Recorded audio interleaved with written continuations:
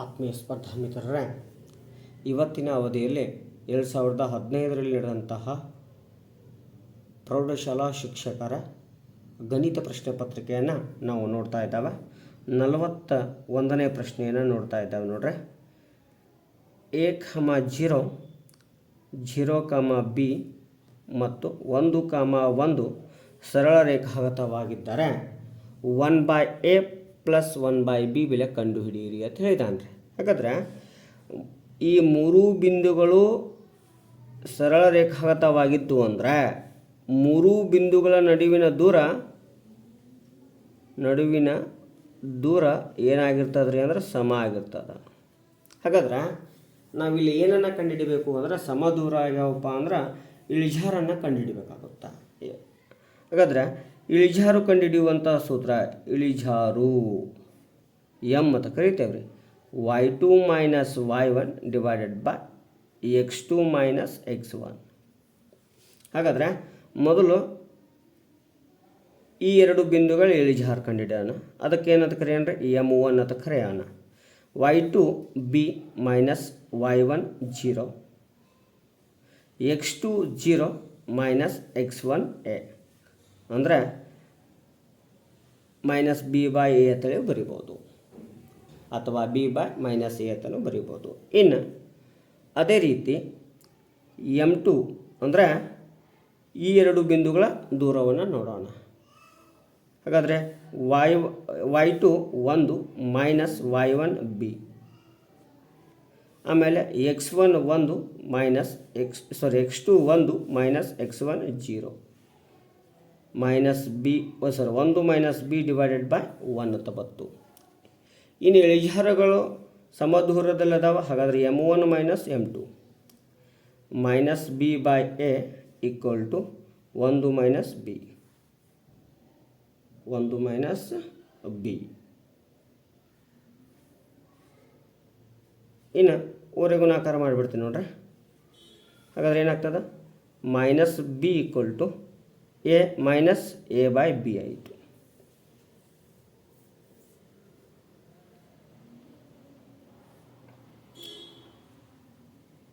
ಹಾಗಾದರೆ ಎರಡೂ ಮೈನಸ್ ಚಿಹ್ನೆ ಇದ್ದಂತಹದನ್ನು ಎಕ್ಸ್ಚೇಂಜ್ ಮಾಡ್ಕೊಂಡ್ಬಿಡ್ತೇನೆ ನೋಡ್ರಿ. ಏನು -ab ಎಡಕ್ಕೆ ತೊಗೊಂಬರ್ತೇನೆ ರೀ, ಇಲ್ಲಿ a ಇಡ್ತೇನೆ ರೀ. -b ಬಲಕ್ಕೆ ತೊಗೊಂಬರ್ತೇನೆ ರೀ, +b ಆಗುತ್ತಾ. ಇನ್ನು ಪ್ರತಿ ಪದಕ್ಕೆ ab ಇಂದ ಭಾಗಾಕಾರ ಮಾಡೋಣ. ಹಾಗಾದರೆ a/b = a/b + b/b. ಒಂದಲೇ ಆಗ್ತದ್ರೆ, ಇ ಎ ಕ್ಯಾನ್ಸಲ್, ಒಂದಲೇ ಇ ಬಿ. ಹಾಗಾದರೆ ಇದಕ್ಕೆ ವ್ಯಾಲ್ಯೂ ಎಷ್ಟಾಯ್ತು, 1 ಆಯಿತು. 1/b + 1/a ಉಳಿತದೆ. ಇದನ್ನೇ ಸೀದಾ ಬರೆದ್ಬಿಟ್ರೆ 1/a + 1/b = ಎಷ್ಟು ರೀ, 1. ಹಾಗಾದ್ರೆ ಇದ್ರ ವ್ಯಾಲ್ಯೂ ಎಷ್ಟಾಯ್ತು ರೀ, 1. ಸೊ ಸರಿಯಾದ ಉತ್ತರ ಯಾವುದು ಅಂದರೆ ಆಪ್ಷನ್ 4. ನೆಕ್ಸ್ಟ್ ಪ್ರಶ್ನೆ ಹೋಗೋಣ. ನೆಕ್ಸ್ಟ್ ಪ್ರಶ್ನೆ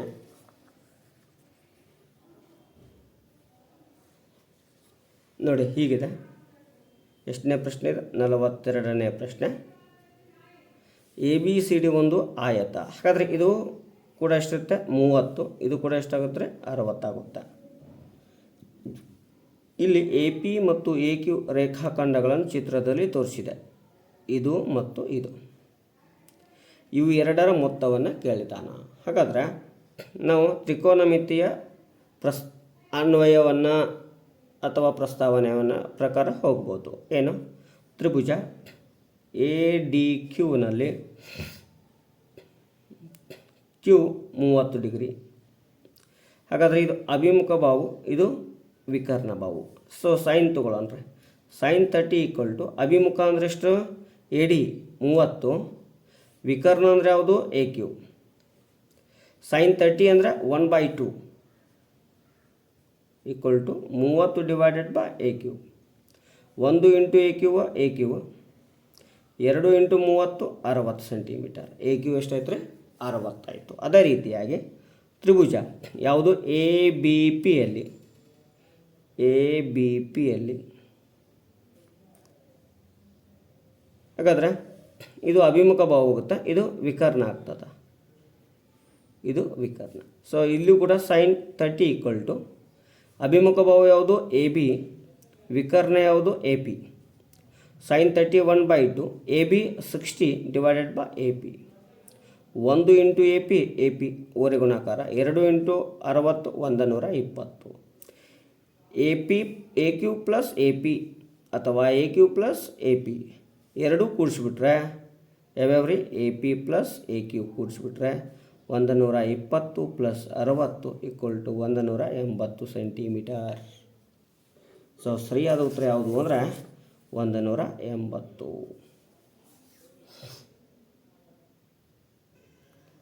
ನೆಕ್ಸ್ಟ್ ಪ್ರಶ್ನೆ ಹೇಗಿದೆ ನೋಡ್ರಿ. ಪಿ ಮತ್ತು ಕ್ಯೂಗಳು ನಿರ್ದೇಶಾಂಕಗಳು ಕ್ರಮವಾಗಿ ಅಂದರೆ ಪಿನ ನಿರ್ದೇಶಾಂಕ A cos theta comma B sin theta, ಹಾಗೆ ಕ್ಯೂನ ನಿರ್ದೇಶಾಂಕಗಳು minus A sin theta comma B cos theta. ಆದರೆ ಇಲ್ಲಿ ಏನು ಕೇಳಿದಾನೆ ರೀ, O P square plus O Q square ಅಂದರೆ ಮತ್ತೊಂದು ಓ ಬಿಂದು ಐತಿ, ಆ ಬಿಂದುವಿನ ನಿರ್ದೇಶಾಂಕ ಮೂಲ ಬಿಂದು ಅಂತ ತಗೋಬೇಕು. ಮತ್ತೊಂದು ನಿರ್ದೇಶಾಂಕ ಐತಿ, ಅದು ಮೂಲ ಬಿಂದು ಏನು ರೀ, ಓ 0,0 ಅಂತ ತಗೋಬೇಕಾಗುತ್ತಾ. ಹಾಗಾದರೆ ಒ ಪಿ ಸ್ಕ್ವೇರ್ ನಮ್ಗೆ ಒಂದು ಇದಕ್ಕಿಂತ ಮೊದಲು ಒಂದು ಸೂತ್ರ ಗೊತ್ತಾಗ್ಬೇಕು. ಏನು? ದೂರ ಕಂಡುಹಿಡಿಯಿರಿ. D equal to root of X square plus Y square. ಅದೇ ವರ್ಗ ಮಾಡಿದರೆ D square of X square plus Y square ನೇಮ. ಹಾಗಾದರೆ O P square equal to X square ಅಂದರೆ A square Y square theta plus B square sine square theta, ಹಾಗೆ O Q square equal to minus A square ಬ್ರಾಕೆಟ್ನಾಗ ಬರೀನ್ರಿ sine square theta plus B square cos square theta. ಇದನ್ನು ಸಮೀಕರಣ 1 ಅನ್ನೋಣ, ಇದನ್ನು ಸಮೀಕರಣ 2 ಅನ್ನೋಣ. ಹಾಗಾದರೆ ಸಮೀಕರಣ 1 ಪ್ಲಸ್ 2 ಕೂಡಿಸಿದ್ರೆ O P square plus O Q square ಬರ್ತಾ ಇದೆ. ಹಾಗಾದರೆ A square cos square theta plus B square sine square theta plus minus A square ಅಂದರೆ ಪ್ಲಸ್ ಎ ಸ್ಕ್ವೇರ್ ಇನ್ನೊಂದು sine square theta plus B square cos square theta. ಅರ್ಥ ಆಗ್ತಿದೆನಾ? Yes. ಹಾಗೆ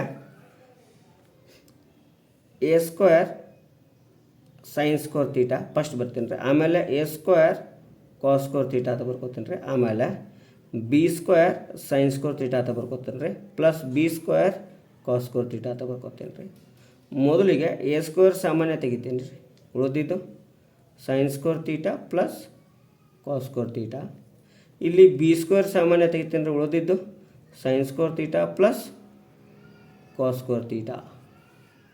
ಹಾಗಾದರೆ A square ಹೆಂಗೆ ಬರ್ಕೋತೀನಿ ರೀ, into sin square theta plus cos square theta ಅಂದರೆ 1 ಪ್ಲಸ್ ಬಿ ಸ್ಕ್ವೇರ್ ಹೆಂಗೆ ಬರ್ತೀನಿ ರೀ, into sin square theta plus cos square theta ಅಂದರೆ 1 into A square plus 1 into B square. ಹಾಗಾದರೆ O P square plus O Q square ಇದರ value ಎಷ್ಟು ಅಂದರೆ A square plus B square, A square plus B square. Option 3. 44ನೇ ಪ್ರಶ್ನೆ ನೋಡ್ರೆ, 0.01 ಇದರ ಯಾವ ಶೇಕಡ ಪ್ರಮಾಣವು 0.1 ಆಗಿದೆ?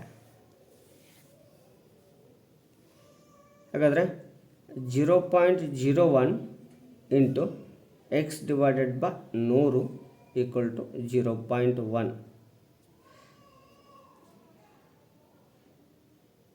ಎಸ್, ಇದನ್ನು ಬರಿತೇನೆ ರೀ. ಏನಾಗ್ತದೆ?